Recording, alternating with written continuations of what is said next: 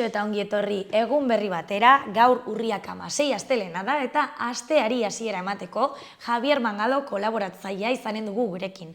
Gaurkoan Ziudadelaren inguruko bitxikeriak, pasadizoak eta istorioa ezagutuko dugu.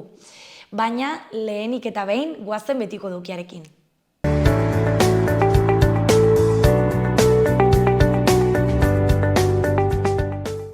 Goazen orain gaurko efemeridekin.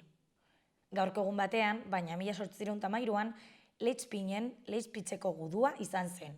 Napoleondar gerretako gudurik handiena eta Napoleon Bonapartek inoiz izan zuen porrotik handiena.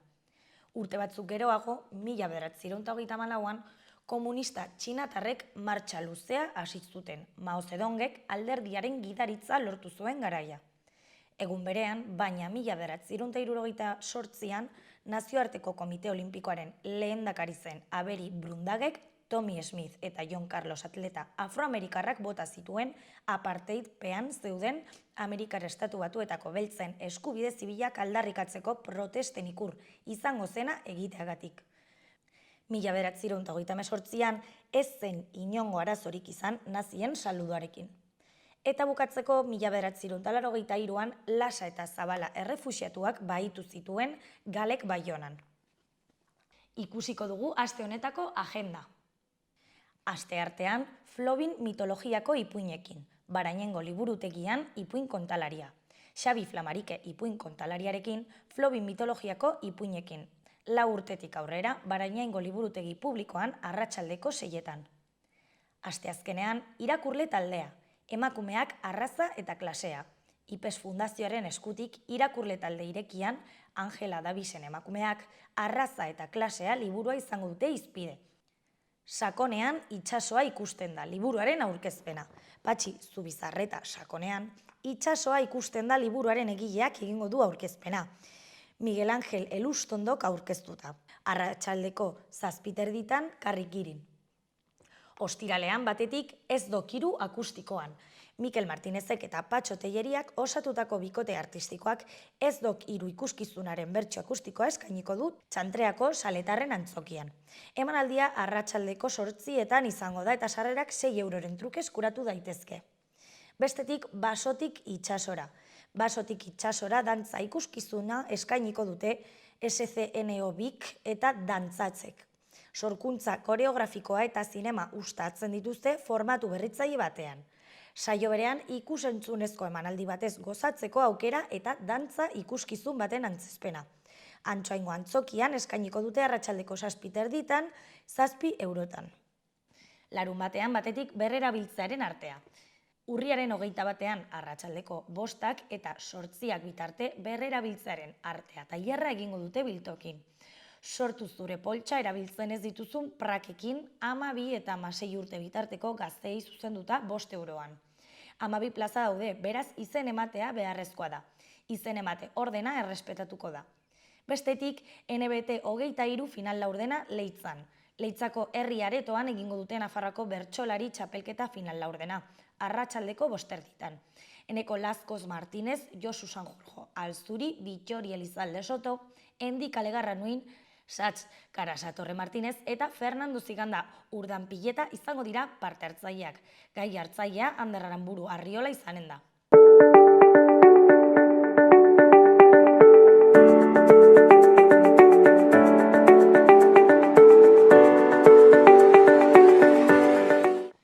Ikusi dezagun gaurko egunkariko azalek zer dioten. Diario de Noticiasen titular nagusian Israelek Gazako bombardaketak areagotu ditu, azken operazioaren zain. Egoera kritikoa da iparraldean, eta hegoaldean berriz hornidura berrezartzen da. Hildako palestinarren kopurua 2600 baino handiagoa da. Elektrizitate faltak eta ospitaleetan metatutako hilotzek putzu komun batean lurperatzea behartzen dute. Behan Santi Vila, Kataluniako Generalitateko kontseilarioia. Kataluniar gehienak konkordiagatik gaude, ez gatazkagatik dio Bilak. Argazki nagusian lasterketa solidarioan parte hartzen duen taldea. Izenburuan Anfasen aldeko lasterketa. 1000 pertsona baino gehiago bildu ziren Iruñeko kaleetan. Eskuineko albistetan batetik heriotza tasa Nafarroan 2023an aurreikuspenen azpitik. Uste baino 137 heriotza gutxiago erregistratu dira. Birusen zirkulazio baxuak eta bero boladen inpaktu arinak pandemia aurreko zifretara itzultzea ahalbidetzen dute. Bestetik futbolean Espainiak Norvegiari irabazi dio 0-1 David García eta Santzetekin eta Eurokopa jokatuko du. Jarraian Sonsoles Onega kazetariak irabazi du Planeta saria neskamearen alabak lanarekin. Bukatzeko Alanas Portero idazlaren hitzak. Sare sozialek gure bizitzak kolonizatzen dituzte. Goian batetik bertako produktuak tirakada handia du. Jendearen erantzun ona Iruñeko azokari. Bestetik 2000 pintxo Arbizuko txistorraren jaian. Baserrik irabazi du lehiaketa. Diario de Navarrako titular nagusian, Nafarroako gobernuko buruzagitzen 60% behatzez esleitu dira.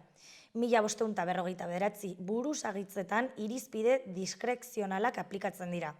Duela 6 urteko plana, merezimenduaren eta gaitasunaren arabera aukeratzeko ahaztu eginda.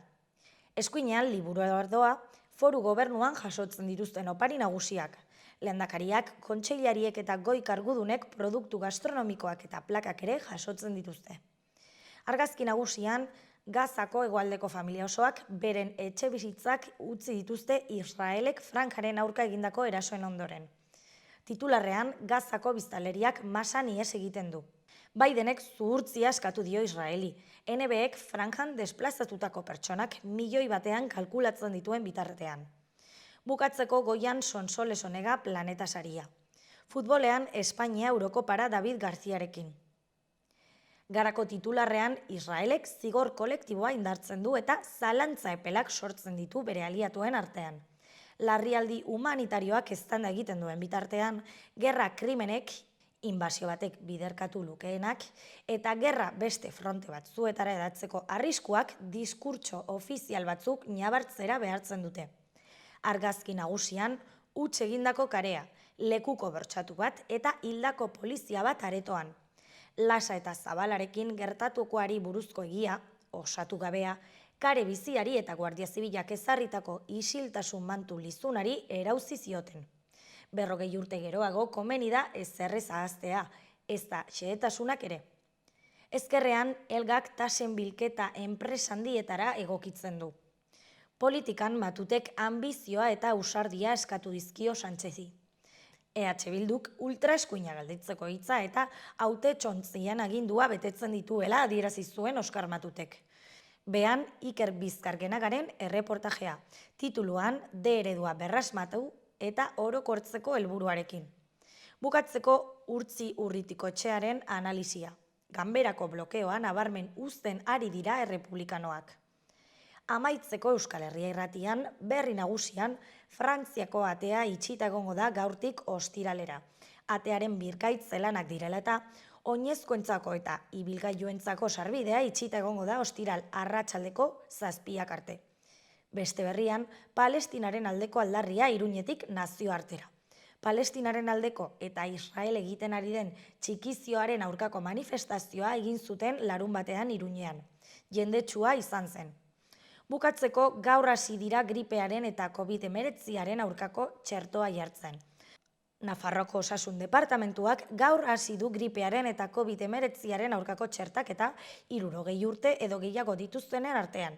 160.000 pertsona Nafarroan, eta arrisku handiagoak direnen artean, 7.500 pertsona. Berrikuntza moduan, griperen aurkako txertoa 6 hilabete eta 5 urte bitarteko aurrei ere eskainiko zaie.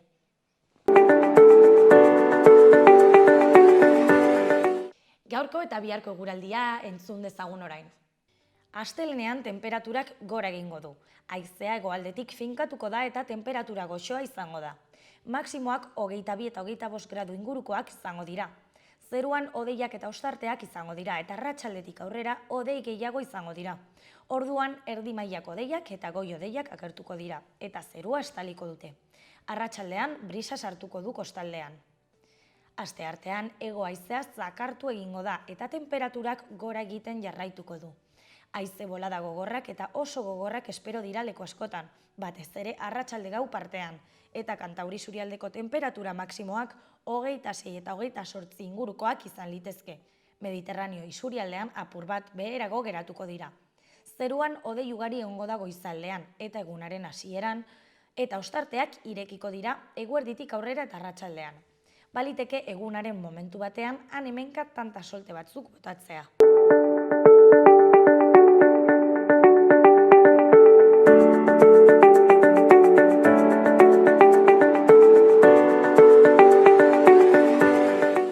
Kaixo eta ongi etorri astelehen berri batera, gaur egunari hasiera emateko, Javier Mangado daukagu gurekin, arratsaldeon. Arratsaldeon. Zer moduz? Ongi, esan beharko, bai, zubia ondoren, ongi. Gaur hitz eginen dugu pixkat Ziudadelaren historiaren inguruan, hainbat bitxikeri kontatuko dizkiguzu eta bar, ze iraiaren 26an, irakurri dut lehen, eman zenun ibilaldi bat, ez? 2 ordutakoa. Bai, ala izan zen, eta gero euskeraz egin genuen, eta hurrengo batean egingo dugu erderaz ere bai, ibilaldi berdina. Beraz, konta iguzu pixkat horrela orokorrean ze historiak daukanan Ziudadelak? Bai, ikusi behar dugu, edo kontuan hartu behar dugu, Ziudadela sortzen dela, Nafarroa, eta batez ere Iruña ere bai, klaro, konkistatu ondoren. Orduan, Fernando Katoliko erregeak konkistatu zuen, 16. mendean, eta berehala konturatu zen gotortu behar zela. Iruña, hiria, gotortu behar zela. Harresia baziren garai hartan, lehengo burgoenak, gero batasunaren privilegioaren ondoren, zera hiriko harresiak, baina berdinak ziren, kanpokoak berdinak ziren, eta gotortu behar zen hiria. Eta orduan, erregeak, Fernando Katolikoak erregeak, eraiki zuen gaztelu berri bat. Izan zen, aurrekoa zen Utin erregearen gaztelua, gazteluko plaza inguru horretan zegoen, eta honek eraiki zuen beste bat. Zergatik? Orduan, 16. mendean ja hasi zelako nagusitzen artilleria. Eta orduan, lehengo gotorlekuak ez ziren erabilgarriak, ez ziren gai artilleriari aurre egiteko. Eta orduan, gaztelu sendo bat eraiki zuen, orain gutxi gora bera diputazioa dagoen eremu horretan. Han, gogoangarria da, Loiolako Ignazioa defendatzen zauritu zutela. Eta orduan han egin zen basilika bat, gero eliz bat, eta hori guzia ez. Eta hain zuzen, haiek esaten zuten bezala, frantziarren kontra, baina ez, Nafarren kontra. Nafartarrek itzuli nahi zuten beren tokira ez. Kontua da gero hurrengo erregea, Carlos lehenengoa, eta batez ere bere semea, Felipe Bigarrena, konturatu zen berriz, artilleria garatu zela asko. Irizpen handiagoa zen, luzeagoa, potentzia handiagoa, eta orduan lehengo gazteluak guztiak, mota guztietakoak, ez zirela gai aurre egiteko, eraso bat egiteko. Zergatik, batez ere, Erdiaroko gazteluak direlako hormak lurretik goiti eraikiak, ez? Eta hori, kainoi baten kontra edo bateria baten kontra nahiko ahulak dira. Eraitsi daitzezke, ez dakitzen tiro batzuk eginda, zulo bat edo bretxa bat, zirrikitu bat egin ziteken, eta orduan hortik sartu, ez? Orduan, Europa osoan, garai hartan garatu zen eraikuntza, gazteluen edo batez ere gotorlekuen eraikuntza aldatu zen. Lehen zen gazteluen bitarteko defentsa, baina egin zen gero bastioen defensa abastionatua. Hori zer esan nahi du? horrek esan nahi du, harresiak lurretik goiti, eraiki ordez, lurretik beiti egiten direla. Orduan, zolua geratzen da, lurgaina geratzen da arras, baina momentu honetan fosoak, lubanarroak eraikitzen dira eta hortik zera harresiak. Eta harresiak atzetik lurra, gorputza egiteko eta tiroen aurrean tiroi eutsi egiteko, ez? Adibidez, Ziudadela. Ziudadela da eredu argiena, kasu honetan. Orduan, pentsatu behar dugu Ziudadela, nolakoa den Ziudadela, ezautzen baldin baduzue nolakoa den Ziudadela da, bueno, herri bat. Bai. Bada oso zabala, handia, eta orduan, eta oso garestia. Hau hori guztia eraikitzeko, eta zuloak egiteko, lubanarroak egiteko, eta hori guztia oso garestia izan zen. Hori batzutan erregaren kontu joaten zen, baina beste askotan, eta igual gehienetan, nafartarren lepotik egin ziren. Orduan, hasi zen eraikitzen 16. mendean, baina bukatu zen 17. mendean. Bukatu komilartean gainera. Ze, bukatu zen izarra dena. Ziudadela da izar bat, Amiens hiriko Ziudadelaren antzekoa, oso antzekoa, da eredu berdina, eta hurbilago Jaka. Jakan mantentzen da bere Ziudadela, oso osoa, eta da berdina txikiagoa, hori bai. Hemen ez, hemen pentagono horretatik 5 punta, horretako, 5 puntetako 2 eraitsi ziren, armadako etorbidea dagoen zonalde horretan, hain zuzen zabalgune bat egiteko, baina geroago ez. Baina hasieran 5 punta ziren. Baina 5 punta eta kitxo. Osa, 5 punta, lubanarro bat inguratuz, eta gero lurra.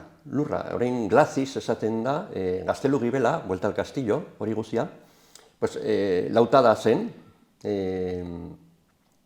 eta ordan geratzen zen nahiko agerian. Hala ere, lurpetik izan arren, nahiko agerian geratzen zen, ez? Orduan, lehendabiziko neurria, hartu zen lehendabiziko neurria edo erabakia, izan zen nahiko bitxia gure ikuspuntutik ikusita, 21. mendetik ikusita, nahiko bitxia esaten duzu, baina nola. Egin zen oleri bat, eta hori arrunta zen, Europan. Oleri bat, hau da, zutoiak, zurrezko zutoiak inguratuz. Askotan, pixka bat irudikatzeko da, Mendebaldeko pelikuletan, pelikulas del oeste, agertzen diren fuerte horiek, olakoak.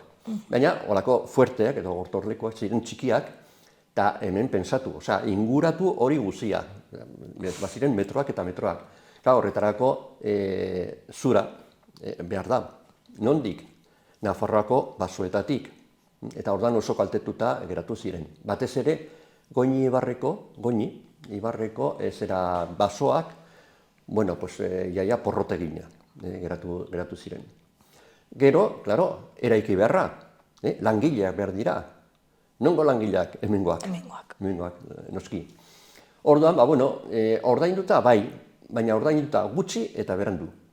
Eta orduan protestak izan ziren, mendeetan barna, protesta batzuk izan ziren, baita agintarienak ere. Ez bakarrik langileenak.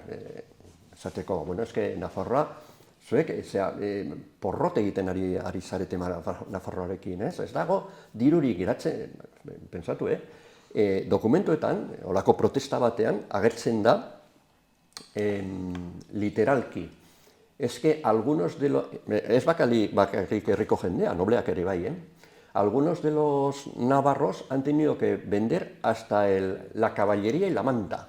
Esaten da, agertzen da horrela. Arras, diruri gabe. Orduan, poliki joan ziren egiten. Gero, zer gertatzen da, pentsa ezagun, olako esia oholesia. Gaztelaniaz esaten, nahiko beste bitxikeri bada, esaten zaio estakada. Estakatz egin da, ez? Estakada. Eta hortik dator, esa molde bat, ez? Dejar a uno en la estakada, horrek, olesio horrek ez zuen ezer egiten, ez? Hortan, fuera berriz. Hori guztia, alferrik. Bitxia da, baina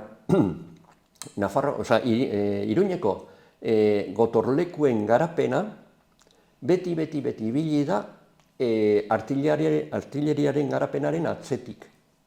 Orduan, ereiki ahala, gotorlekuak eta harresiak eta dena geratzen ziren erabili gabe. Ze artilleriak ja egin zuen aurrera, ez? Gaindituta zirelako, beti, harresi bat eraiki eta hurrengo urte eskasetan artilleria potenteagoa zen. Orduan, horrek ez du balio, aurretik eraiki behar zen beste bat. Eta hori gertatu zen Ziudadelarekin, ez? Ziudadela ikusten baldin badugu,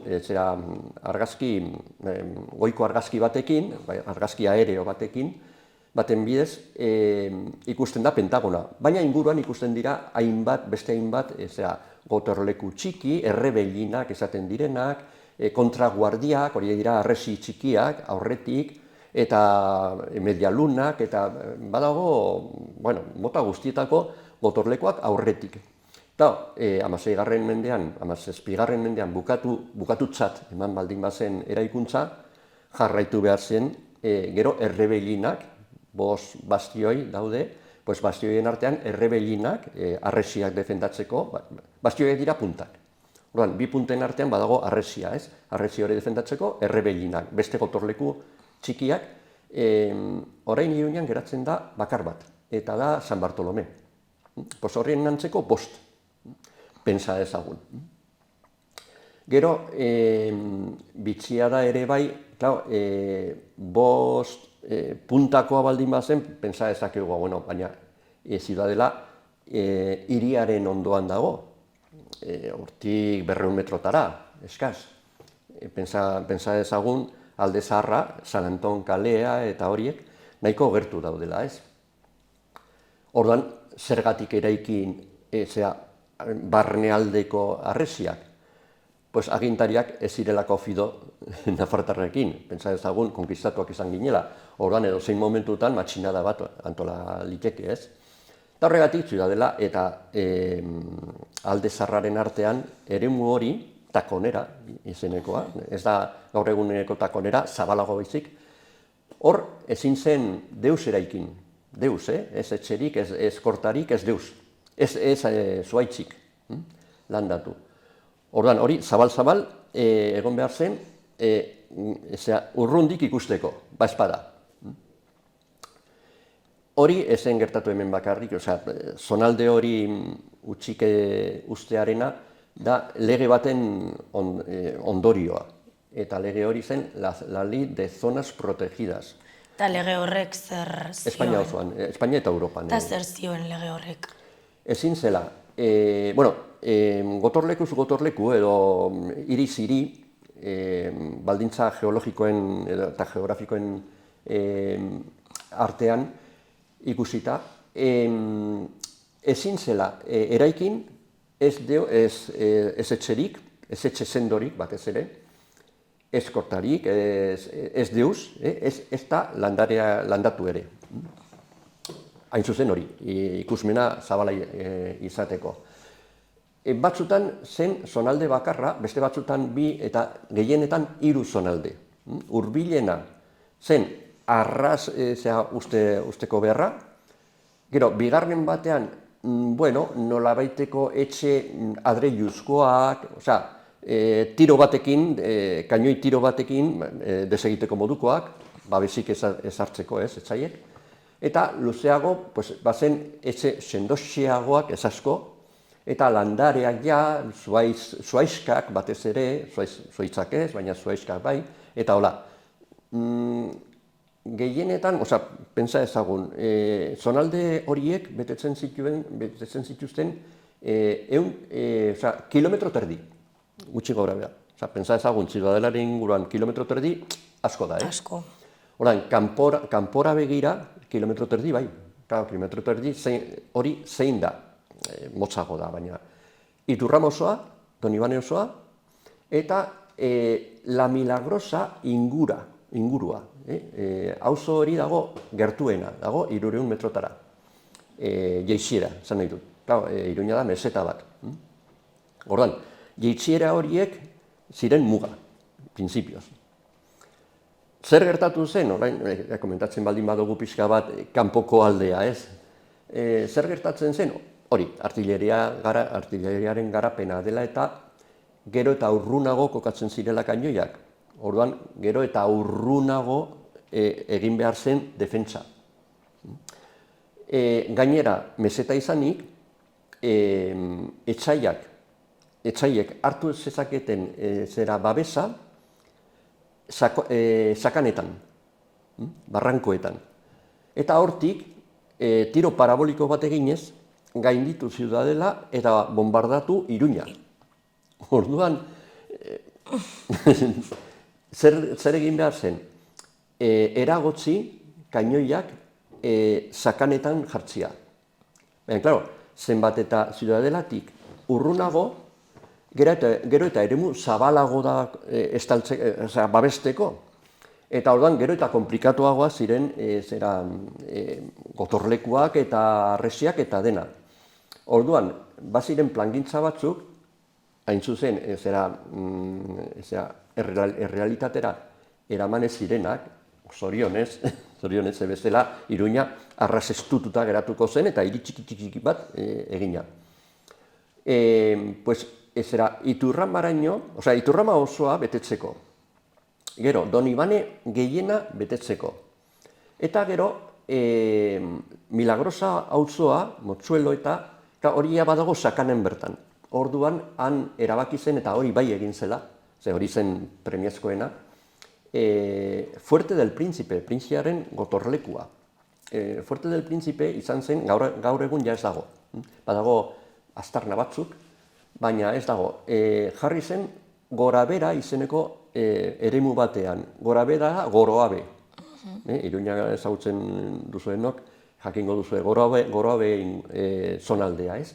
Goroabe da justo muturra. Muturra eta hortik aurrera sakana.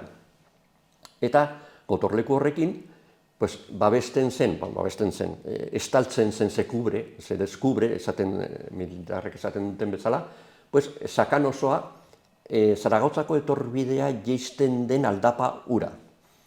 Eta orain dena eraikita dago, dena etxez beteta eta ez da oso ongi ikusten. Baina Katalinaz kastetxea dagoen tokia hori zen malda nahiko gorra. Eta jarraitzen du. Orain badago igongailu bat eta dena. Orain, nahiko gorra. Zer esan nahi du horrek? Bertan, babesa hartu zezaketela etxaiek. Eta hortik tiro egin. Orduan, gotorleku horren bidez, nolabait babesa har zezaketen, ez? Zer gertatzen den alde batetikan gotorleku hori, pentsa ezagun, orain Fuerte el Príncipe, esaten den kirolarien egoitza, hor zen gotorleku hori, hor zegoen. Hortik, Ziudadelaraino, badago eremua, babesi gabe dago. Ordan, hartzeko oso erraz. Eraso baten aurrean, oso erraz. Eta orduan, 1823an, etorri zirenean, los 100.000 hijos de San Luis, Frantziatik, ordan, horiek ja setiatu zuten Ziudadela eta hiria, eta egin zuten lehendabizikoa izan zen hartu gotorleku hori. Eta nola? Tiro egiten, baina arrebote. Hori ere nahiko bitxia da eta gure ikuspuntutik edo gure mentalitatearen ikuspegian nahiko etzaila da irudikatzeko. Nola da arrebote? Arrebote hori da. Gotorleku hori, beste gotorleku asko bezala, ziren lau harresi, baina ez itxiak. Ziren, esaten da, en cola de golondrina. Bi punta, beraz lau harresi. Eta atzealdea, esaten da, gola, sartzeko eta ateratzeko, soldaduak sartzeko eta ateratzeko. Orduan, orientazioa hartu zuten bere momentuan gaizki pentsatua, edo Frantziako armadak ikusi zuen zera bentaja hori, ez? Eta orduan, egiten zuten tiro ez zuzenean harresien kontra, baizik eta aurreko harresia gaindituta, atzeko harresia bombardatzea. Eta hortik rebotatzen, bombak, balak, rebotatzen, eta orduan barruko jendea frigitu. Eta, ez dakitzen bat kainoikada bota eta errenditu zuten berehala ze gainera. Eta orduan, nahiz eta ziudadela oso ongi egina esan, bere garaian zen inkonkistable, horrela, zera apellidatzen zen, ez? Inkonkistable, eta gaur eguneko ikuspuntutik ere bai, inkonkistable da. Oso zaila da gainditzea hainbeste lubanarro eta glaziz eta arresiak eta denetarik, ez? Oso zaila da. Eraso zuzen baten aurrean ezinezkoa. Baina, klaro, hasi ziren bombardatzen hiria, gainetik, eta orduan errenditu zen. Hiria errenditu zen, ziudadela ere bai, ez? Orduan, klaro, hori ikusita, ja pensatu zuten, Iturrama osoa babestu behar dugu, Donibane osoa ere bai babestu behar da, ze hain zuzen, los 100.000 hijos de San Luis eraso horretan, Frantziar armada kokatu zen, justo, Fuente del Hierro inguru horretan, gero, kainoen irizpena luzeagoa zen, hori zen muturra trintxerak egiteko. Orduan, lurra zulatu zuten trintxerak egiten Iturrama osoa. Baina momentu horretan auzo horiek ja existitzen ziren? Ez. Lege hori, lei de zonas protegidas, horren arabera ezin zen deus, ez zuaitzik, ez etxe zendori, hainbat etxe, hainbat baratze eta hola, bai, baziren, hori, deus ez. Orduan, trintxerak egin ziren, pentsa ezagun, Iturrama osoan eta Donibane aldea, eremu nahiko zabala.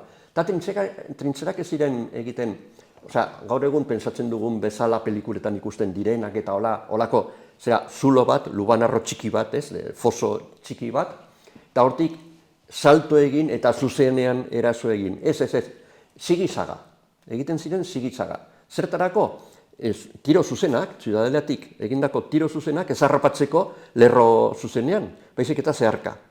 Eta orduan, ateratzen ziren sakabanatuak, soldaduak. Horan egin ziren ez dakizen bat, eta atzean kainoiak, behian kainoiak. Eta orduan horrela errenditu zuten hiria. Naiz eta ziudadela konkistatu ez, bai hiria irabazi zutela. Konkistatu, behin bakarrik konkistatu zen ziudadela. Eta izan zen urte batzu lehenago, 1808an, eta gertaera da nahiko bitxia oso ezaguna, baina komentatzeko ere bai. Kontua da, garai hartan, Napoleon eta bere armada sartu zela, ituna, akordio bat egin zuen hemengo erregearekin, Carlos Zazpigarren erregearekin, frantses armada pasatzen usteko, Espainia osoan, Portugalera joateko. Orduan, sartu ziren, eta jakina, bide zuzenena da Iruña. Eta horregatik, parentesi bat irikiz, konkistaren ondoren, dokumentoetan agertzen da Pamplona, bastión y pasaje a las Españas. Zergatik, bide zuzenean dagoa eta bide errezena. Kataluniatik pasatzea, edo Pirineoetatik pasatzea, oso zaila da. Baina horregatik bai. Eta orduan, utzi zuten pasatzen, heldu ziren Iruñara, eta frantses generalak eskatu zion errege ordeari baimena ziudadelan sartzeko, kanpamendua montatzeko ziudadela barruan. Eta besteak, nahiko, zer susmatu zuen, eta kieto, ez. Zuek kanpoan, Gaztelu gibelean, baina, bueno, Iturraman eta zera lautada horretan, zuek han montatu zuen kanpamentua, eta Ziudadelan ez. Eta, bueno, ados. Baina, generala, frantses generala, hartu zuen ostatu, jauregi batean, orain ez dugu horretzen zein izena, baina karrika berrian eta inguru horretan bazen jauregi bat, eta uste dut badagoela oraindik, eta hartu zuen ostatuan. Eta ondoko etxe batzuetan beren ofizialak. Eta soldaduak eta kanpora. Baina, egunero, nolabait truk edo negoziazio horretan, beste akordio bat hartu zuten, eta egunero jatekoa, armadaren jatekoa, egiten zen Ziudadela barruan. Eta orduan, egunero, dozena bat soldadu joaten ziren Ziudadelara, jakiak hartu edo rantsoa edo hori hartu eta eraman, ez? Eta otsailaren 18an, uste dut zela, sekulako elurtea gertatu zen. Eta orduan, frantses generala ikusita, zan zuen, orain egingo dugu gurea. Hartu zuen bere jauregian, zegoen jauregian, hartu zuen bi batalioi, eskutatu, bi batalioi hautatuenak, soldadu hautatuenak.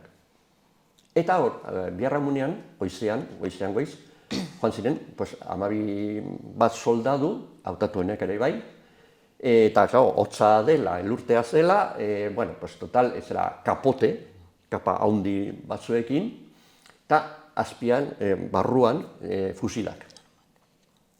Eta hasi ziren jolasten, bolak, elkarri botatzen eta hola, ez? Pim-pam, eta, claro, hango... Elurbolak, ez? Elurbolak. Eta Ziudadelako zaindariak, sentinelak, jiji, jaja, pipa, behalak elean da, eta hola, ez? Eta jiji, jaja, korrika batera eta bestera, eta hasi ziren, utzi pasatzen, eraso egiten ditelako, bale, sartu, eta total, sartu ziren guziak, askatu zituzten fusilak, eta kontra la pared, hormaren kontra. Eta horrela konkistatu zuten dena. Berehala, atera ziren, ondoko jauregitik, bi batalioi horiek, barrura. Eta sartu. Eta orduan, gero ere, inkluso, generalak, bidalizion erregeordeari, bidalizion eskutitz bat, esanez, ez da izan oso joku zikina, eta oso joko garbia izan, baina, holakoak dira gauzak, total, jaunta jabe frantsesak. Eta hori izan zen bakarra. Eta gainera, bizitan egiten baldin modu, paseo egiten baldin modu Ziudadelan barna, eta begiratzen baldin maitugu harresiak, han ez dago aztarna hundirik, bomben edo zera impactoak ez dira gertzen daude, impecable. Orduan, ez ziren sekulan ere erabili. Zer gertatu zen? Gero, ja, 19. mendean, heldu ziren karlistadak, 3 karlistada.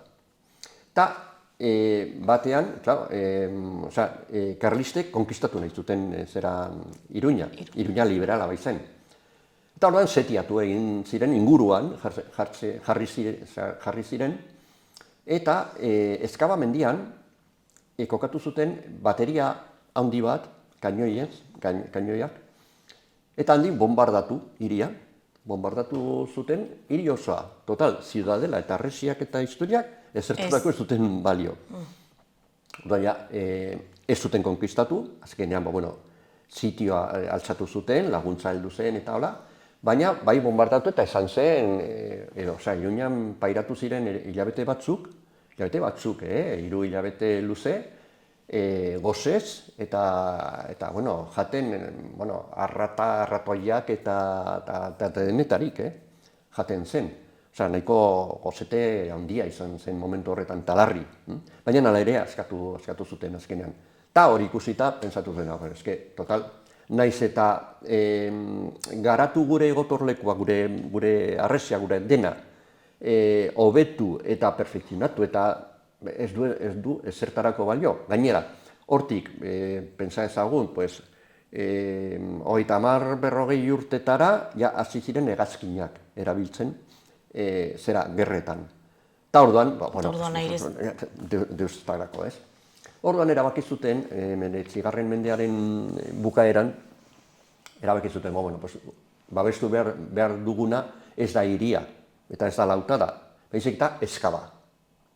Eta eskabako puntan, Tontorrean, gotorleku handi bat eraiki zuten. Total, gotorleku hori, sekulan ere zen gabili, hegazkinak etorri zirelako, orduan, horrek ere ez zuen ezertarako balio izan, baina ezertarako, kartzela baizik, kartzela erabili zen, baina gotorleku ez. Eta orduan, utzi zen ere bai hori. Horregatik, beti hemengo esfortzuak eta lanak eta historiak handiak, itzelak izan zirenak, beti geratzen ziren atzean, beti atzetik. Eta orduan, gaur egun, bai, oso polita da eta oso atsegina handi paseatzea, ez? Baina, erabili gabe geratu ziren guziak. Orduan, iruditzen baldin bazaizu, igual horrela geratuko dugu pixka bat hitzaldia, eta beste batean, Ziudadelaren barneko kontua.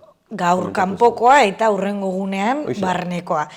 Eta okerez banago aste honetan emanen duzu beste hitzaldi bat, ez? Emango dut, bai, ostegunean. Ostegunean zeren inguruan? Baina izango da, bai, babes, eraikin ez ziren babesak Iruñean. Komentatu dugu, bazirela proiektu asko hobetzeko, ez? Gero eta hobeago, gero eta luzeago egiteko. Pues horiek. Egin ez zirenak, nahiko itzelak, nahiko garestiak eta eskerrak ez zirela egin. Bai, zebestela, zabalgunea egiteko bota behar izan ziren harresiak, gaur egun ez dago arrastorik, Carlos Hirugarrena etorbidea zabaltzeko eta hori guzia, lan horiek iraundu zuten, pentsa ezagun, 6 bat urte luze. Hori biderkatu igual, bider 3, bider 4, bider 5 lan horiek. Egiteko gero zabalgunea, eta gero komunikatzeko kanpoko auzoekin. Bestela, harresi bat zegoen pentsatuta, harresi, eta bastioiak, ez bakarrik harresia, bastioiak, ertze osoan, mesetako ertze osoan, bai ekialdetik, bai hegoaldetik. Beste bi aldeak babestuta daude, Argai baiaren herripen bidez, babestuta dago, baina beste bi alde horiek ez. Eta orduan horiek guzia babesteko, sekulako lerro, bastioi lerro, 7 bastioi ziren, 5 edo 7 bastioi handiak eta harresiak. Hori guztia izango zen, ez dakit, dirua ezinezko ateratzea. Hitz eginen dugu ere honen inguruan, eta beti ezala plazer bat izan da. Eta 2 aste barru Ziudadelaren barnealdean, ez, murgilduko gara. Hoize da. Mila esker. Ezergatik.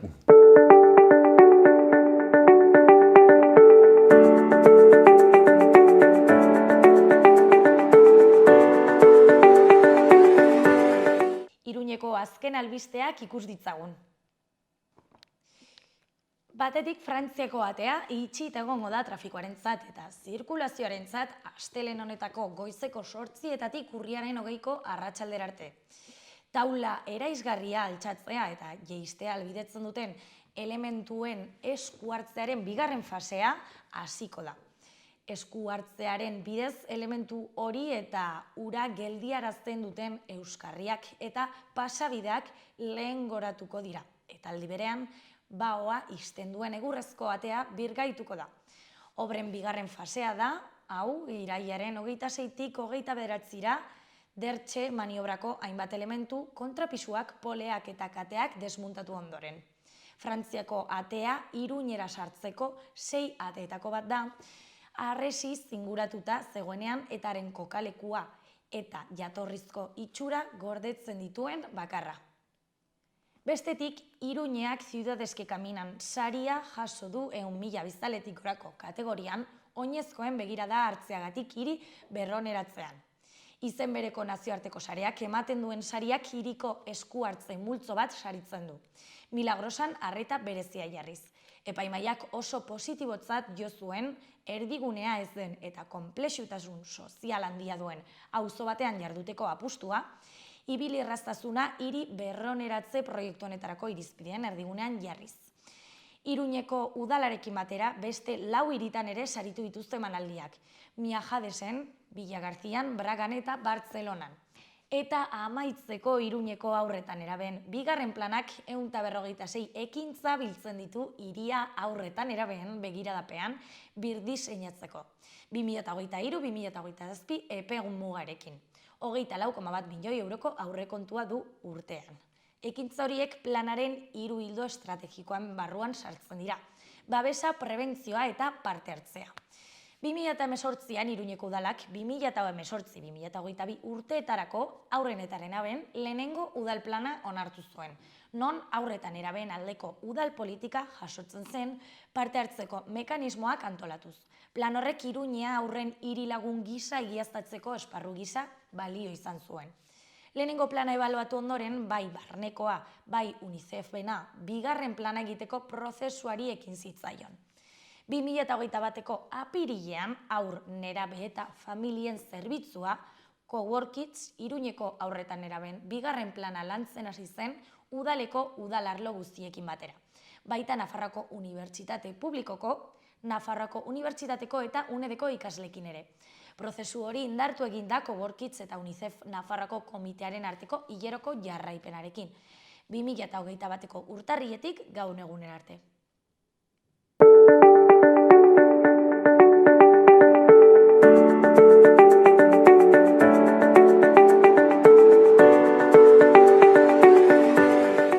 Mila esker beste egun batez hemen gurekin egoteagatik eta beti bezala bihar elkarrizketa berriekin eta eduki berriarekin hemen egonen gara. Gobierno de Navarra. Nafarroako gobernua.